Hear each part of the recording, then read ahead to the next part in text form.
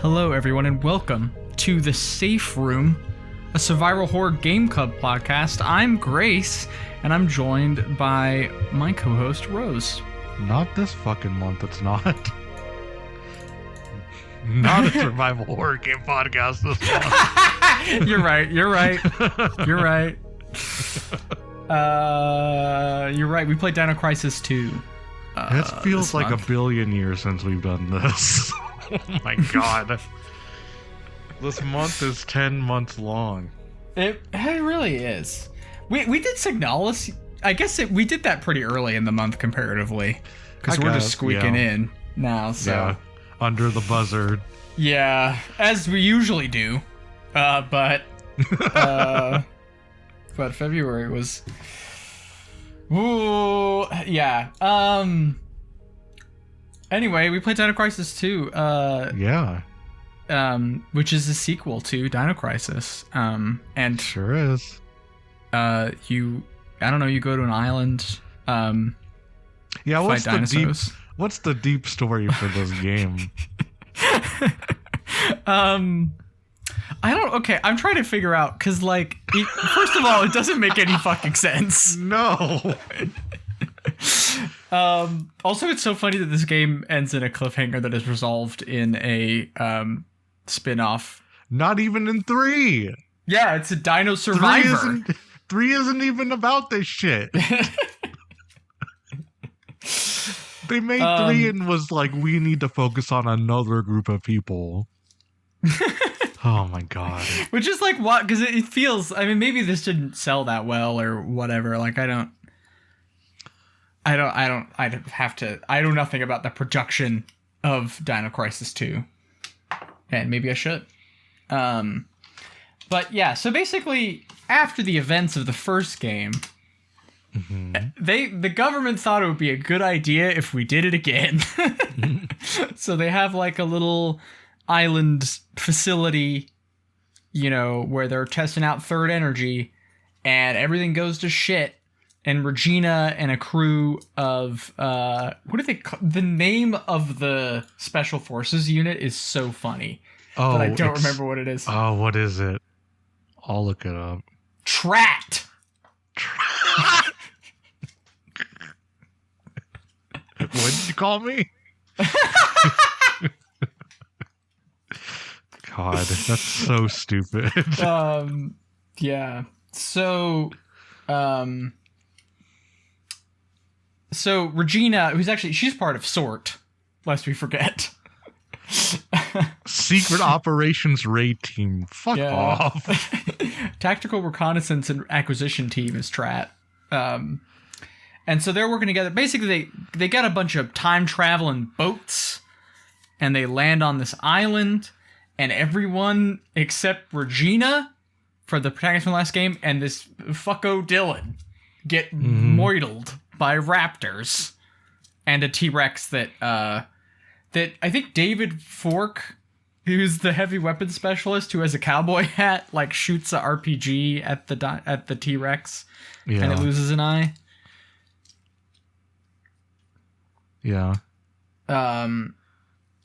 So, yeah. Anyway, so you're exploring the island. You alternate between playing as Regina and Dylan. You gotta solve puzzles. You gotta find key cards. Except, wait, this is not a survival horror game. No. You hit buttons with your stick. And that's how you progress. When I walked up to a terminal and it asked me to do fucking just hit it with your thing and it'll make the machine go. I was like, fuck this. Yeah. I don't, neither of us like this, I think this is the first game for me. I don't think this game is good, but I had fun. That's fair. I don't think I did have fun.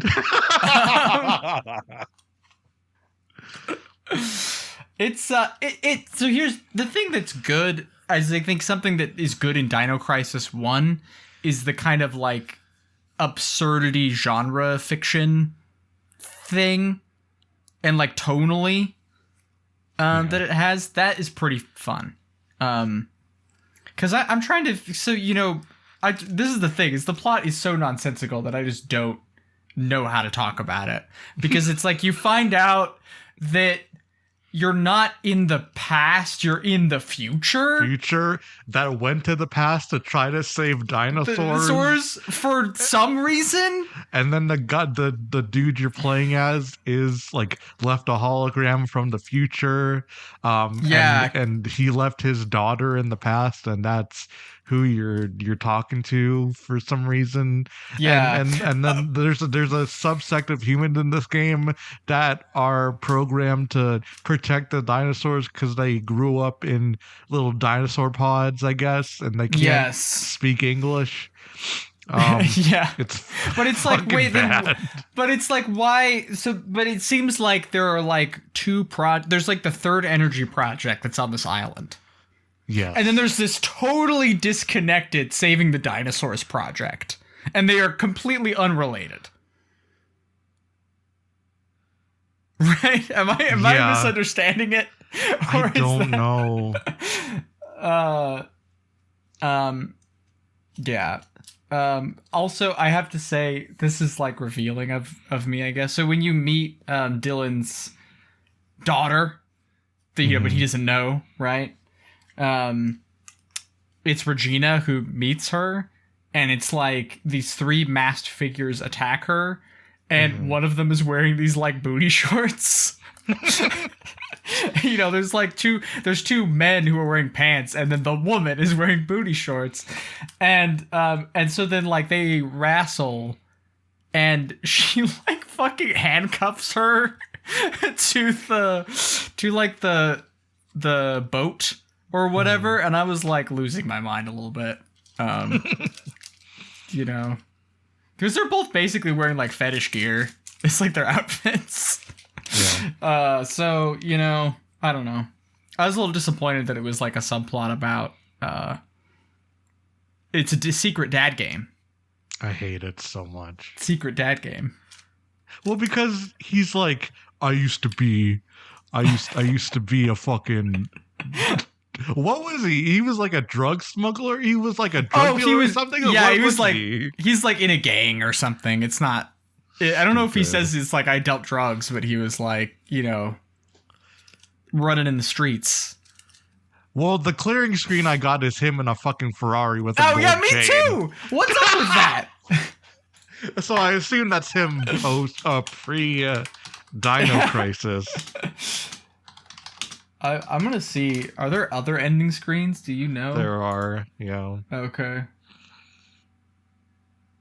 think you get one of Regina if you do better or something stupid like that. Right. Okay. Sure.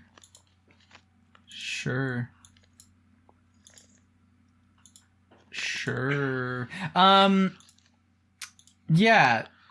So I think that covers the synopsis basically. I really don't know how to talk about the plot of this game because it really just doesn't. He stays behind to protect his daughter. Yes. And then it's a cliffhanger because Regina's like, "Oh, come back for you," even though the fucking base has already blown up. I don't know if she's gonna go back. Yeah, I don't know either. But it doesn't matter because it doesn't. This is not in 3. Yeah, I guess I wanted to ask. No, we will figure this out later. If we want to play Dino Survivor, which is like even more not a survival horror game. What platforms is Dino Survivor on? I think it's on PlayStation 2 because it's also, I don't remember what the Resident Evil ones in that little subseries are called. It's also like, it's like Resident Survivor or some dumb shit like that. I don't know. Let me see. Oh, Dino Stalker is what it's called. I'm sorry. Stalker. And then it's Resident Evil Survivor. That's what I was getting mixed up with. It's a PS2 game. Okay. Yeah. 50 on Metacritic. Yeah, there they are. Yeah. Right on the cover. The true sequel. Although I think this is actually Mike. I think this is a different guy. What the fuck? Who's Mike? Mike Wired? Who is Mike Wired? He's a World War II era fighter pilot who's about to die in the sky in 1943. So he also gets like... This entire series feels like a shitpost. Jesus Christ. Oh, he meets Paula. Yes, yeah, exactly. Oh, so he gets transported in time. Mm-hmm. Yeah, so it literally follows it up. I guess Regina didn't come back for Dylan. I guess.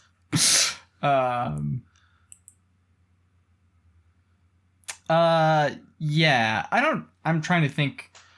So yeah, basically the structure of the game is like you alternately play as Dylan and Regina, who have like different abilities. You mentioned like Regina has like a stun gun that she can use to open certain doors, and Dylan has like a machete that he can use to like cut through plant growth.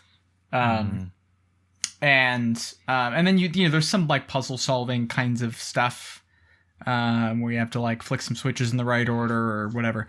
But most of it is like you kind of go through like a shooting gallery and dinos are coming at you. They're trying to get you. Dino Stalker is an hour, so I can probably just play it. Oh, sure. We don't have to do full coverage, is what you're saying.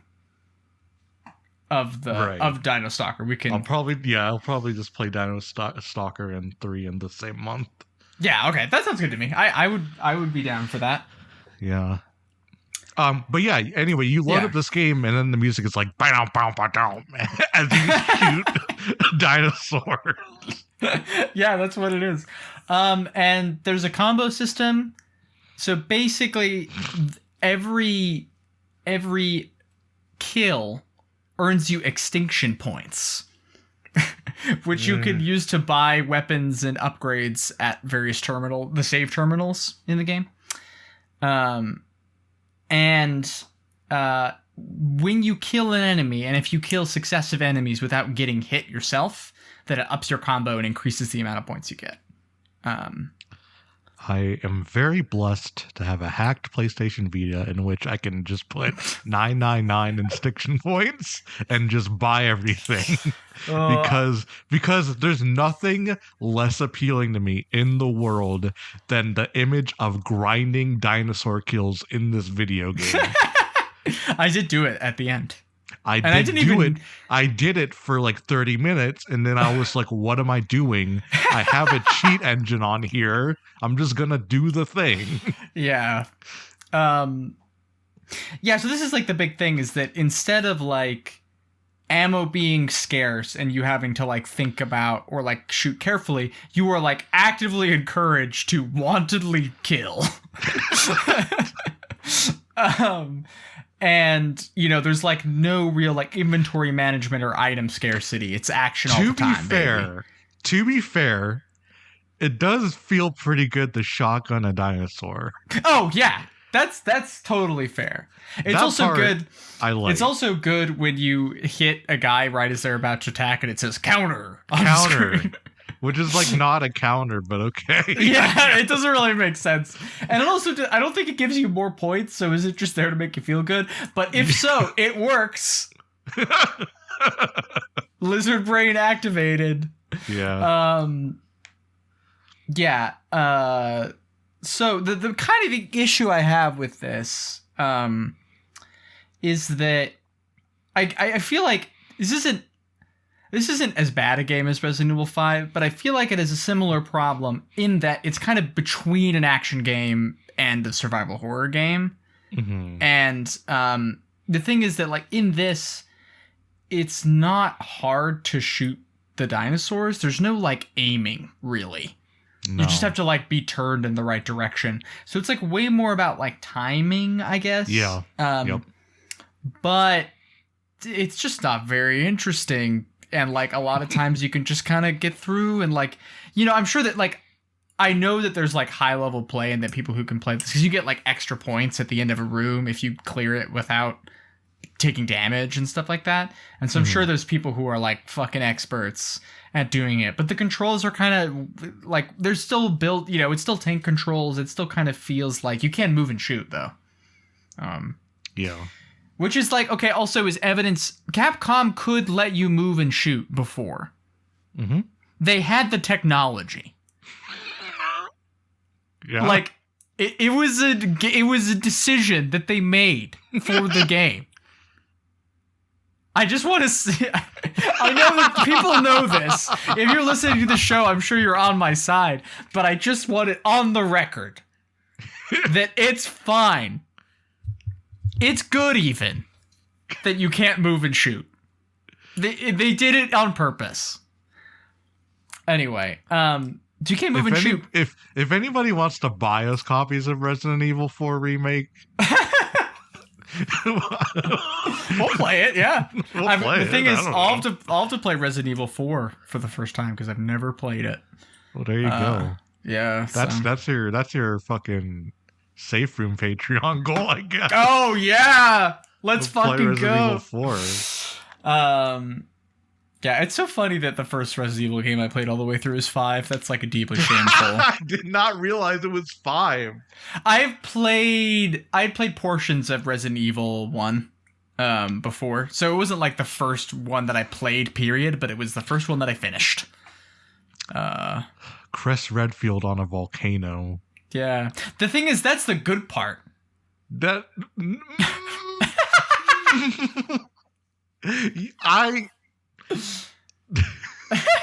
spending like 2 hours on that fucking volcano. Oh yeah, true. God, getting like as you're just flashbacks. like talking to your wife, just like, yeah, we're still playing this. I don't know if that's the best part. Yeah, the thing is, I guess I think of Chris Redfield punching a boulder more fondly than I do. That part's good. I do yes. Anything else in it. You have much stronger sense memories of playing Resident Evil 5 than I do. Well, yeah, because we spent fucking 5 hours on, not 5 hours, but we spent so long on that QTE sequence. Oh, yeah. I was like, just shoot me dead. Oh, boy. Yeah, it's flooding back to me now, but I did not remember. Fuck, what was I talking? Clearly, we really want to talk about this video game. I just remember the distinct moment where like Emma just came by and we're just like all three of us just watching this stupid fucking QuickTime event that never ends. Well, it was like, yeah, I think my hands, weren't like cramping up, but they were like not doing great. No. You know? What an awful video game. But I'm glad, the thing is, now you know, dear listener, this is a bond forged in fire. It's because of that we did that this is possible. We played a game with like 50 layers of racism, and now here we are. Here we are. We came on the other side of that intact.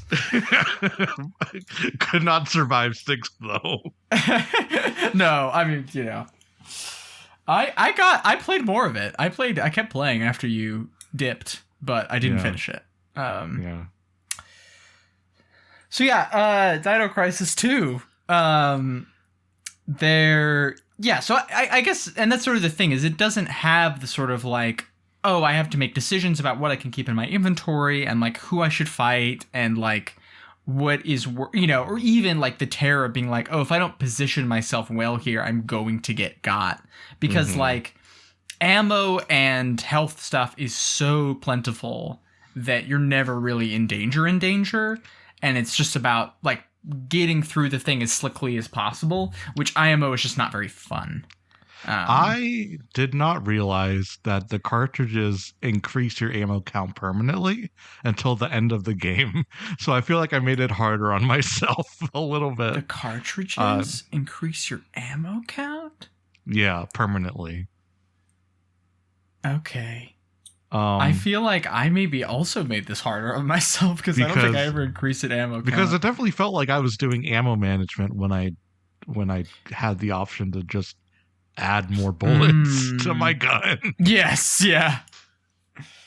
Yeah, so I think it's also like you get like a real steady stream. Like this is in survival horror games too, to some degree, but it's like you get new weapons on the regular.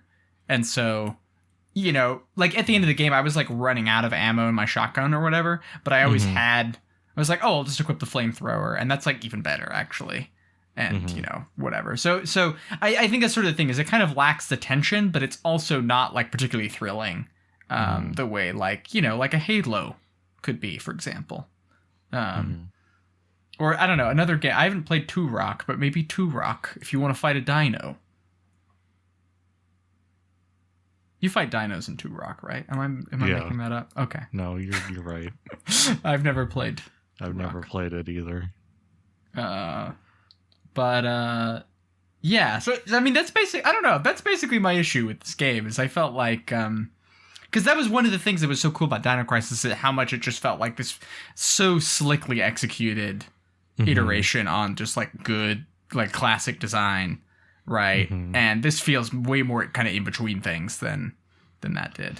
Yeah, because I was playing it on the small screen. I was playing it on a Vita, and it just became about just aiming and turning the fastest before the dinosaurs got me. Yep. Yeah.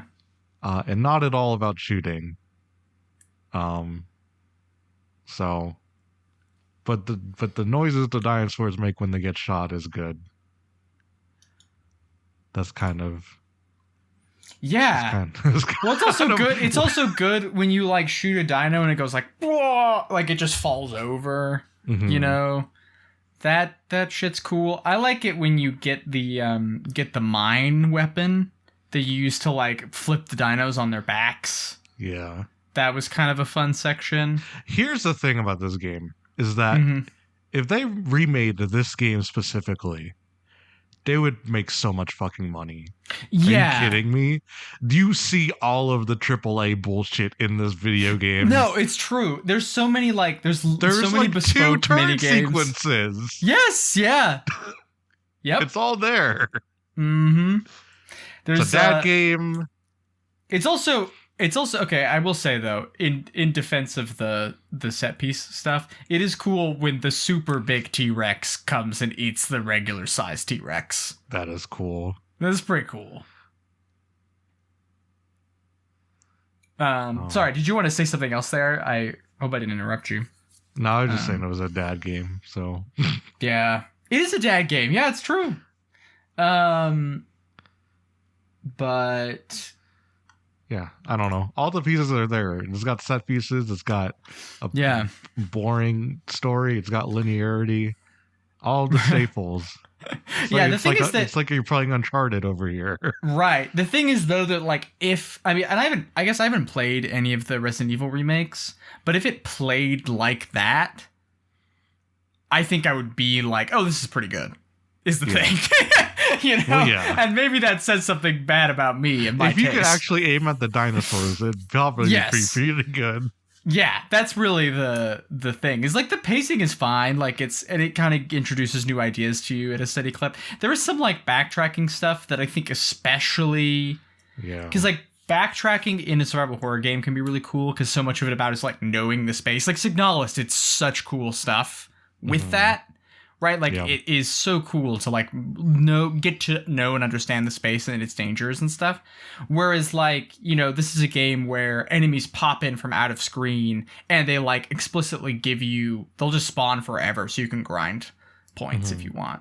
Right, so it's like you don't have that friction of like knowing what is going to face you in space and like what resources you need to have, but you also just don't have like you can't aim. It's just not interesting to shoot things. You know, and I just feel like that's I wish it was fun to shoot things. Yeah. Although the thing is, it is good. There's still just the basic lizard brain thing of like, oh, the number's going up. Like I got 10 combos and I exited the level without killing anybody. So I got 20,000 points and now I can buy a rocket launcher, you know? It's like that stuff's fun. But, I felt like the male character, Dylan. Yeah. I felt like he had worse weapons than Regina. Because you get that fucking two-handed machine gun with Regina. Yeah. And that just melts enemies in like a second. Yeah. And Dylan doesn't really have anything quite like that. No. I guess maybe you do kind of, because with Dylan you start with the shotgun, and like then when you change to Regina, she just has the pistol. Like that was like, oh, but yeah. Regina does have the better weapons. For sure. I'm trying to think about, like, is there any like set piece stuff we want to talk about? Because there's sort of like, there's the mini game where the Triceratopses are chasing you and you have to like shoot them as they're charging you. Yeah. So that they back off. That's fine, I guess. Yeah. I just thought it was like fine. It was nice to aim at the dinosaurs for once in the game. Yeah. Yeah. And there's you do, there's a little boat sequence where you're shooting guys on a boat. I do think it was funny that they did exactly what I said last time we did a Dino Crisis, when I said that I would just do one underwater. They just did that. So oh yeah, they did. You're right. Just kidding, you guys. They already did it. Yeah, because that part is so weird because it adds like the weird platforming element where you can do the super awkward slow jump. Yeah, that is like real. And then you get, you have a whole new weapon set. You have like a nail gun and then like these like aqua grenades or whatever. Yeah. I do like the suit that you're in though. And I kept thinking of did we talk about this? There's that. Oh my god, Kristen Stewart vehicle. I think it's just called Underwater. Like an underwater horror movie. I don't think we talked about this. Yeah, I haven't seen it actually, but underwater movie. Yeah, 2020 science fiction action horror film starring Kristen Stewart. 2020. 2020. Damn. You said Kristen Stewart vehicle, and I was like, what the fuck are you talking about? I mean, I think maybe that's not necessarily true, but that was what people on Twitter who I follow were talking about. That was their primary interest in Underwater. Because, I think she has like a blonde buzz cut in that movie. Yes, basically.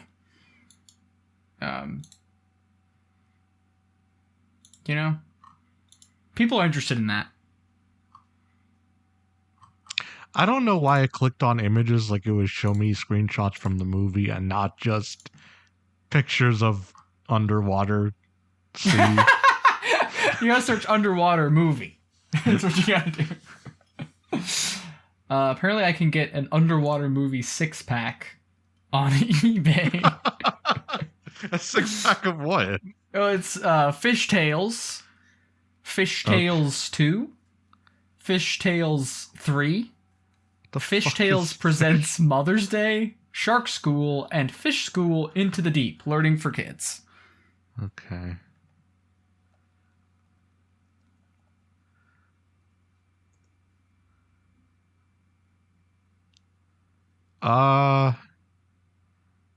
Sorry, I googled Fish Tales and I'm getting just Shark Tale. That's not what I want. I don't know anything about this. But then I could send you this eBay link. But then I got this guy. I got this guy. Rose just sent me a picture of a red and green fish with a big smile wearing sunglasses. It's like a little stamp or like a little emoji or something. I don't know what this creature is.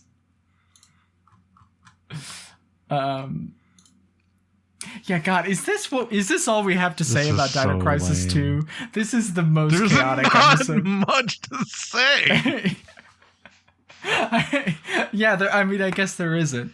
How did you feel about Regina in this game? I kind of feel like Dylan is the only one who gets to have a character arc, which is finding out that he is a dad and that he existed, that he in the future will come back to this moment or whatever. Did you like the sassy back and forth between the two protagonists? No, I didn't. I don't know, for whatever reason, I really enjoyed Regina's vocal delivery last time. And it's the same actress, and I was not. This time I don't know if I've changed or if it changed. But I I was not enjoying it so much. Because I guess part of it is that, like, in the first game, you know, there's the Gale and Rick conflict, right? And, you know, it's kind of flat. But it does give, like, it gives a little drama, and plus you get to make choices surrounding it and stuff. There's sort of a, you know, you have a relationship to it. Whereas this, it's like Dylan and Regina are just mean to each other for no reason. It's just like, oh yeah, they're like sassy or whatever, and it doesn't really communicate anything about them. It doesn't really land or go anywhere. It's just kind of like, oh, do you know what part is maybe good? When you get attacked by all the Allosauruses and you have to like place the marker. You have to like shoot the flare, and so that he'll, you know, whoever's in the like artillery gun will shoot on the ground.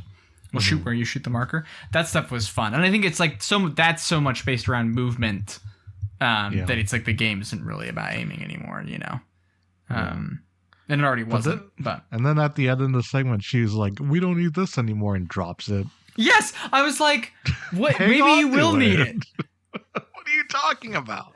Yeah. You could have used it in the part where, like, what's the cowboy man saves your ass from all those raptors as you, like, exit the jungle on the way to the city, you know? Also, where are those missiles coming from? He's in a helicopter? No, he's not. He's not? Is he not? Oh, he's in a turret. He's in a turret. Yes, he's in a turret. He's in, like, an artillery cannon. Okay. Yeah, sorry.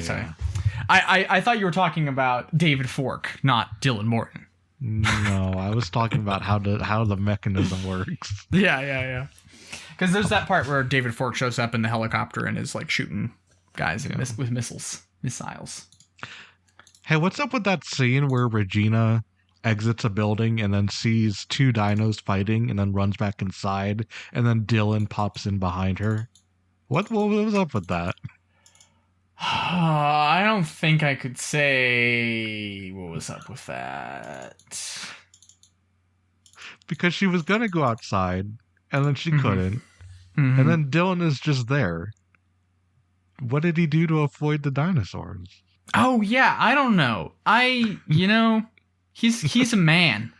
Oh, okay. Yeah, I feel like I guess we could talk more about individual moments. I don't think there's, like, too much to dig into there, though. Like, I think this is kind of the thing, is, like, the stuff that is fun in this was better in Dino Crisis 1. Generally speaking, I think. How did you feel about the environments? I really liked the cave that you go into. Like, those were the best pre-rendered I like that the models. dinosaurs can fall in the lava. Oh, they can fall in the lava? That's sick. Yeah. I didn't see that happen, but that's really cool. I love the look of, like, the flowing lava river that's rendered, that's in the pre-render. And it just looks a little funky, and I'm like, yeah, I love that. Yeah. But I didn't super love the way it looked, more generally speaking. It's just kind of, it felt very like, I mean, this is, it is a video game, but like very video game environments. It's like, oh, here's a jungle. Here's a military base. Here's like an underground facility. Connected by laptops where you buy guns and ammo. Yeah. Yep.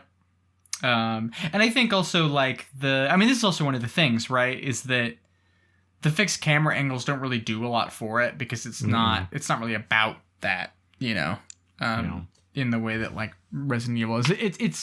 It just feels a little bit constricted by the format of the previous game. Like, I kind of wish they had gone, if we were going to do an action game, that they had gone like even harder in that direction, right? Yeah. Yeah. Because I don't know. I like an action game with like light horror elements, survival horror elements. I like Dead Space. I like. I probably will like Resident Evil 4. Who knows? But I bet I will. So it just feels like here they hadn't quite figured that out.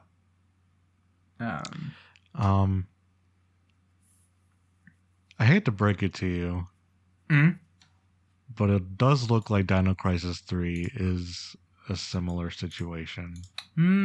Okay. Third-person tank controls, aiming, shooting dinosaurs.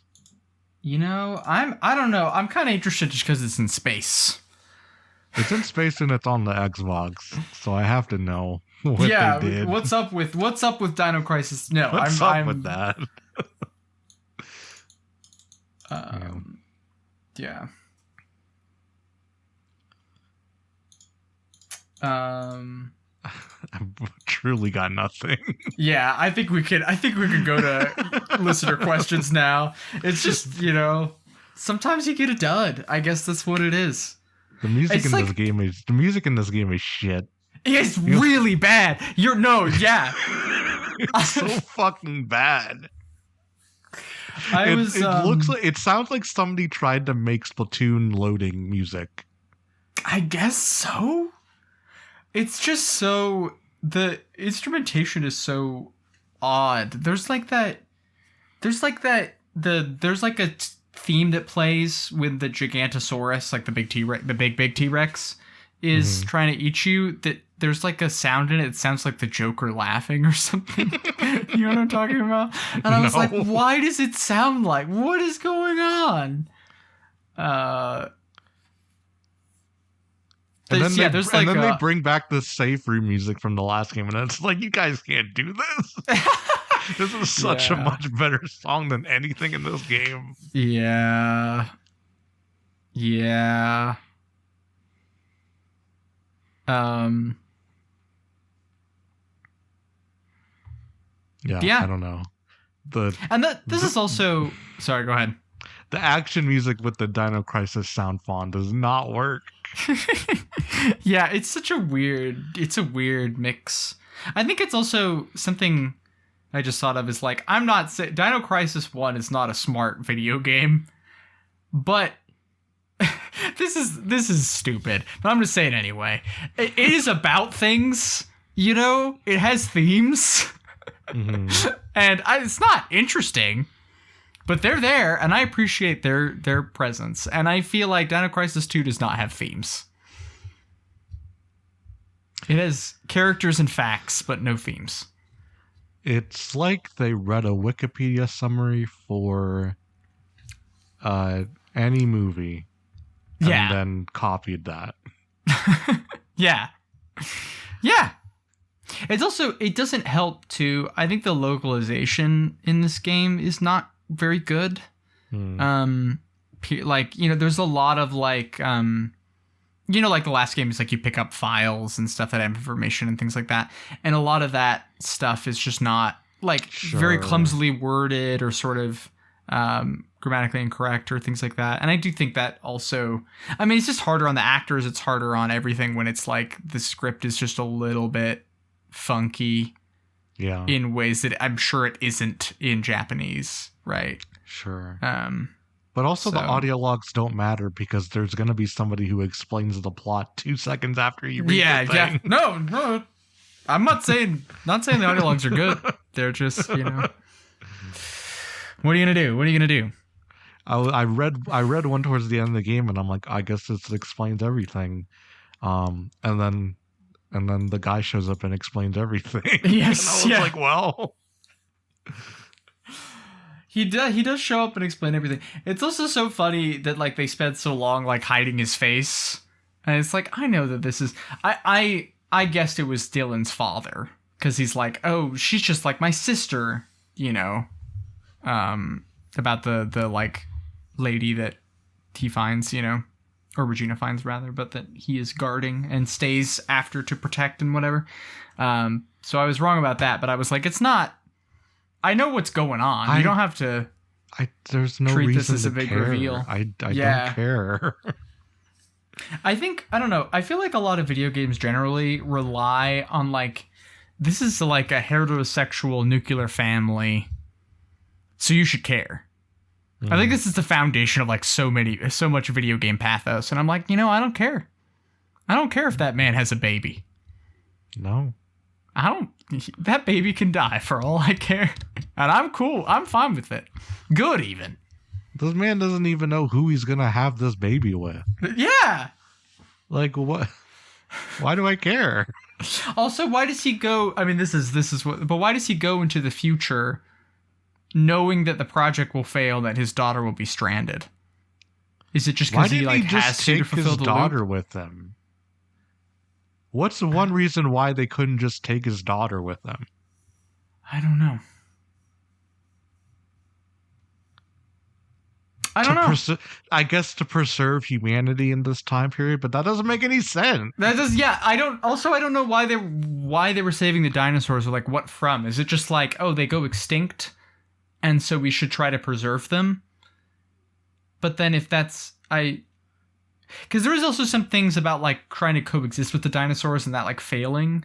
Yeah. On like the kind of third energy project side, but I just don't really, you know. There's also some kind of fun stuff with the science fiction that it's like, even though it hasn't been that long since the project started, they've been in like this time hole. Yeah. And so it's like, oh, it's been like 5 years since anyone was working on the project, and so everything is like old and overgrown and stuff, even though it's like wasn't that long ago when you guys made the jump, you know? Mm-hmm. I think like, I mean, I think this is just one of the things that it's hard to do because it's like, time travel stories are hard to like manage in this way. But if like the rules of what were happening were clearer, then I feel like you could set up the stakes of this stuff easier. But it's just not, you know, it just can't do that because it's a dumb video game. Yeah. I felt like that stuff was there just to justify having computers and shit. Yeah. Mm-hmm. Having machinery, yeah. Not actually adding anything to the world building. Yeah. Like, we gotta find the in-lore reason why you can access a terminal and save your game. Yeah. I mean, but it's also, I mean, of course, it just doesn't make sense. It's like, what are these extinction points, and why do they let me buy stuff? And if it's like, if these are like special terminals for like people who are like tactics people and can like buy these weapons, like why isn't it just like a supply drop or something, or like, you know? But there's the reason is that it's a video game and they want you to shoot dinos to get combos, you know? It's not like to a certain point, like picking holes in this is like pointless because it's just like it's just the form. There is a part in the game where you like walk up to a door and there's a broken one of them next to the door, and I'm like, there's almost something here, but this is meaningless. Yeah. Like, what is the function of these things in the world? Like, I don't understand. Yeah. I think it's also like, I think that is something that, like, again, like, it's not like the world building is like so cool in Dino Crisis, but it's very like internally consistent. There is like you understand what the stakes are, and like, you know, I mean, it has a villain first of all, right? Like, it has like bad guys and it has like conflict, you know, whereas Dino Crisis is just kind of like, oh, we go kill a bunch of dinos and like things are breaking down because it's been too long since people were here last, and so, you know. And that's kind of the whole thing, right? Mm-hmm. There's just not it doesn't have a lot of sauce in this way. No. And it's just, you know, I'm not asking, it's fucking called Dino Crisis, right? Like, I'm not like, man, I'm sitting down to like something. But it's nice when a video game story can have some stakes to it, have a couple characters, move through things, you know. It gives the levels some structure. It just gives it some emotional framework to hang shooting guys on that makes it fun. You know? Mm-hmm. It's not, I don't feel like I'm being unreasonable.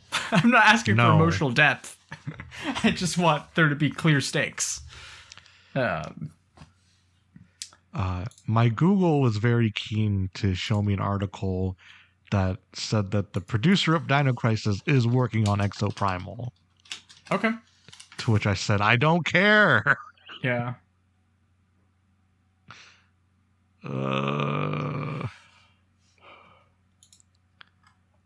Anyway, emails. Yeah. Emails. We have one from Emerus. This is a continuation of the last email. In which we are tasked with making a Dino Crisis game. But this time there's more studio interference, They have elected to do a cross promotion with a home goods company. You need to replace all weapons with household appliances. No hardware tools or cutlery. Those are in a different division.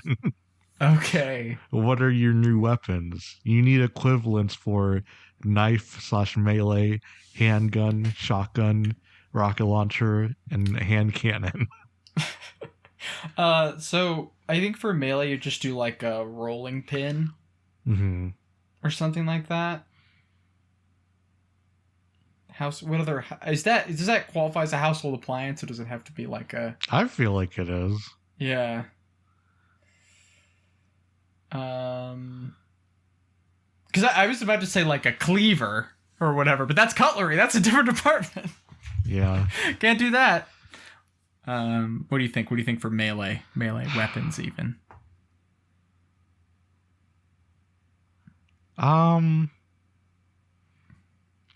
You get like a baking sheet that's always hot. Yeah. Mm-hmm. Or even just a frying pan, like a cast iron pan. Yeah, exactly. Yeah. Okay, handgun. I don't know, maybe a toaster. You just like...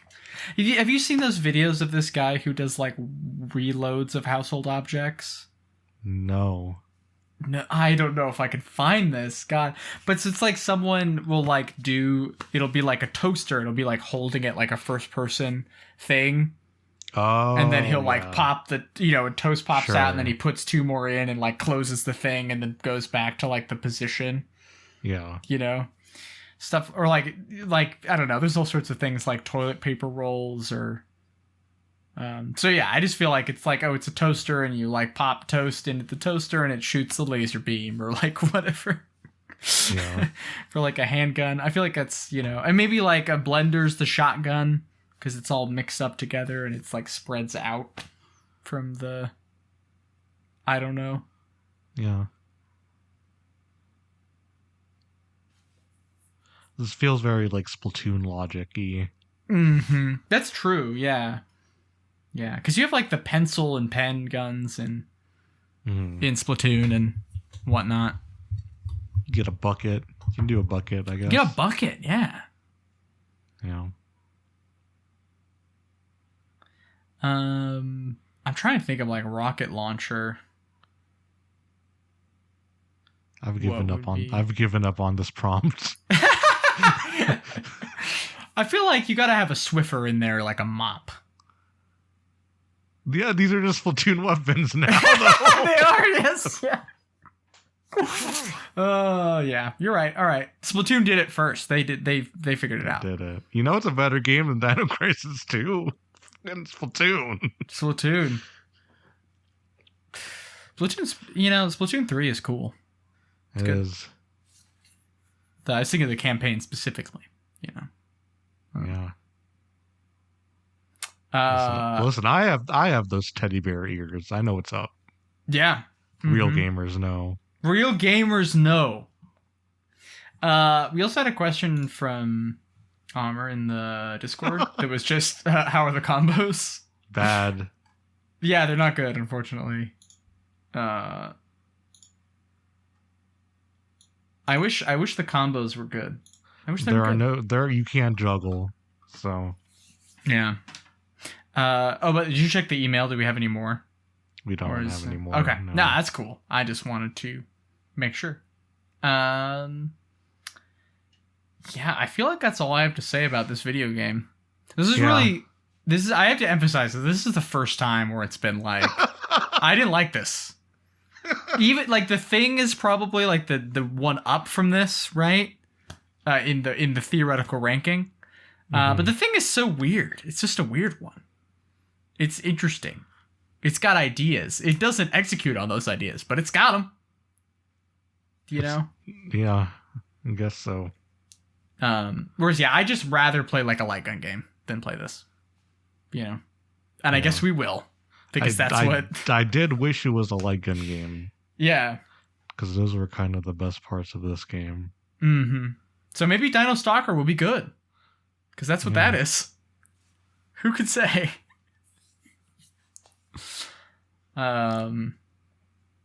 Yeah, well, let's do plugs. Do we have any other Do we have any other content to talk about? I feel kind of bad. I typed in horror in the Twitter just to see if there's anything to talk about. Well, let me take a look at my old spreadsheet here. I mean, I played fucking BioShock Infinite Burial at Sea. Talk about that shit. The ending of that first DLC is so stupid. The whole thing is mind-numbingly dumb. Like Ken Levine is an idiot. I watched so I wrote a piece about it recently, which is why I mean, I haven't played it before. So why I played. Wait, we should say the next game before we just. Oh ramble. Yes, before we tangent. Okay, yeah. We're gonna next time we're gonna do milk inside a bag of milk inside a bag of milk, and its sequel, milk outside a bag of milk outside a bag of milk. Yeah. They're on PC. They're also bundled on Switch for like $5. So that's what we're doing. No, I'm excited. I have heard of these, but don't. I've seen people post like, oh, I mean, either she's just like me for real, or I love Serial Experiments Lane. Yes. And that's what I know about this. So, yeah. But yeah, no, I'm excited. Tell me about Burial at Sea. Do you know that that Burial at Sea Part 2 tries to respond to the criticisms about Daisy Fitzroy? Oh my fucking god. Oh my god. Oh my god. She was actually pretending, she was actually told to be evil, you guys. Basically. Oh my fucking god. So you get this scene where so basically the thing with Daisy Fitzroy is like an angry black revolutionary in BioShock Infinite who kills too many people, and so she's the same as Comstock or whatever. It's really stupid. And so then you get the scene. You play as Elizabeth in Part 2 of the DLC. And you get the scene where Daisy Fitzroy gets met by I forget what they're called, but the dimension hopping scientists people. Yes. And the dimension hopping scientist people are basically like, if you threaten to kill this child, like Elizabeth will kill you and then become a woman and destroy Columbia. And so she's like, okay, I will pretend to want to kill this child so that Columbia will be destroyed. And I just want to emphasize that, like, Ken Levine, that is not better. That is not less racist. Like, you did worse even. Wait, is it the time travel people that tell her to do that? Yes, yeah. I fucking hate this game. It's really bad. It's terrible. I guess I should have given a spoiler warning too. But yeah, it really sucks. And I also watched like an interview with him. It's just on the, I think if you search like BioShock anniversary, it's like a little interview with Jeff Keighley that's on the remaster that came out a few years ago. Mm-hmm. And so I watched that, and it's I don't know if I necessarily recommend watching it, but it is really, really fascinating and like revealing. And there's one part where Ken Levine is like, game design is just like neoliberal economics, basically. Oh god. It's just he's kind of just laying it all out for you.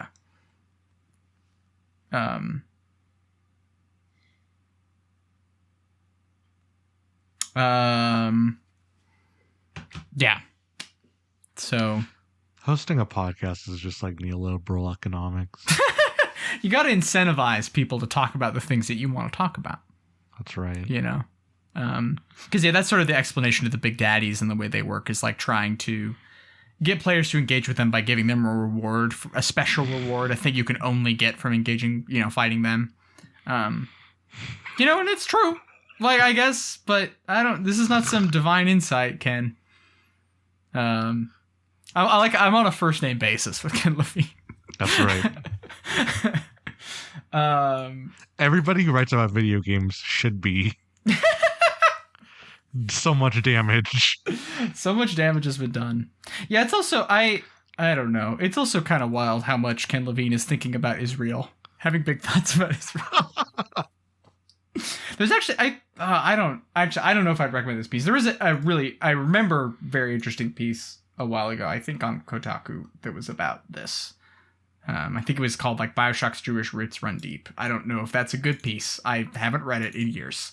So, but if you want to think more about that, you can. The people have written about it. Yeah, so that's not really horror. It's just horror in the way that.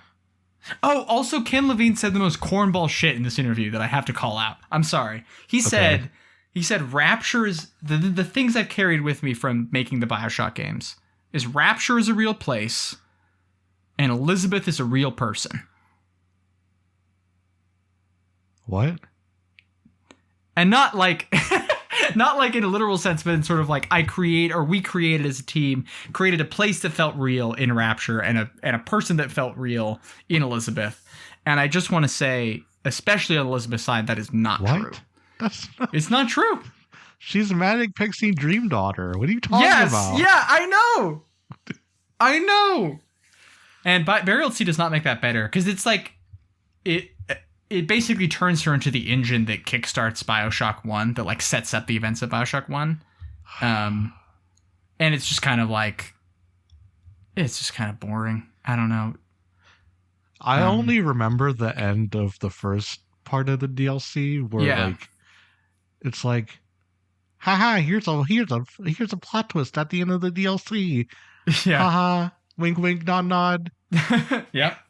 Stupid. It's not good. Although I think actually that said, it's not. Burial at Sea Part 2 is bad. I think it is the best single piece of BioShock Infinite. Because you like do some stealth, and that's fun. I like to do a stealth. You have a little crossbow, and that's neat. Oh yeah, I read Needful Things. This is like a horror thing that I did recently. What did you read? Needful Things, the Stephen King novel about a thrift shop. They covered it like 2 months ago on Just King Things, I think. Gotcha. How's that? Pretty bad. The thing is that it's very like, it's few high highs and a lot of low lows.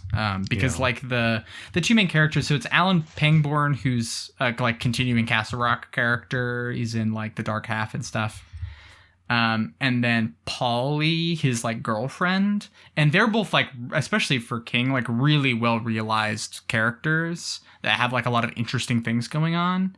And then the town, because it really is like a town novel. It's like about, this evil thrift shop guy who comes in and starts like selling people things. But what are they buying them for? Their souls. They're spending their souls on the trinkets. And so it's like all the town members are just like thin and like often like, really misogynistic or whatever. And so like just by degrees, the novel is like really exhausting. It's just super long and kind of like bogged down. But the thing is, there's some stuff in it that's really quite good.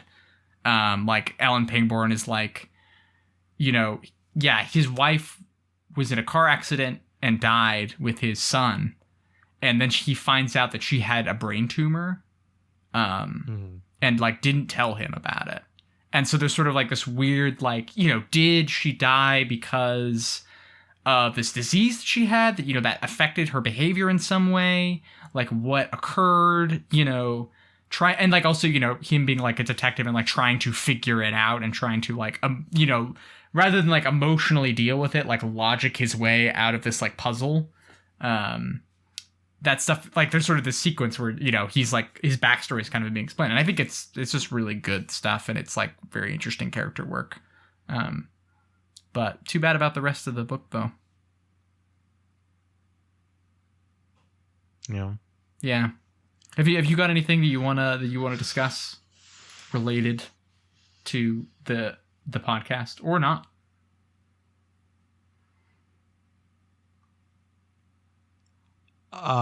Sure, I had something, but at some point I had something, but I do not right now. Yeah, that's fine. It's all good. My favorite journal updated bit is the part where I realized listening to it that there's 3 endings to BioShock 1, but one of them is just the same but angrier. Yep. Fun fact, that was the ending, multiple endings was a studio mandate or publisher mandated change. Of course it was. Yeah. Which that's also something that's kind of fun about that interview is Ken Levine sometimes just like turns to the camera and is like, yeah, this part of BioShock 1 kind of sucks, and you're like, yep. That's true. It's like the boss battle in BioShock 1 kind of bad. And it's like, yeah, you're right. It is kind of bad. And they never got better at it. Yeah, it's so funny because he's sitting there and he's like, why do we keep doing this? We always end it in some big boss battle. Why do we do this? And it's like, I don't know, man. Like, it sounds like this is your problem. It's your studio. What are you talking about? Yeah, I don't know. And you fired everybody. You sure did. Except I think this guy who he had sitting next to him was still at the new company and they're working on whatever. What is his new project called? They're not working on anything. Shut up. They're not doing jack shit. All right, fair enough. All right, I think that's it. Yeah. Judas. Yeah, I think that's it. All right. Well, then, let's plug. Yeah. Yeah. You can find the show at spookygame.club. There is a link to our Discord as well. And we are on Twitter at Podcast Safe Room, I think. Mm-hmm. That's right. And we're hosted on the Abnormal Mapping Podcast Network. Mm-hmm. Probably already know what that is if you're listening to this. Yeah, probably. There's lots of podcasts on there you can listen to, and they're good.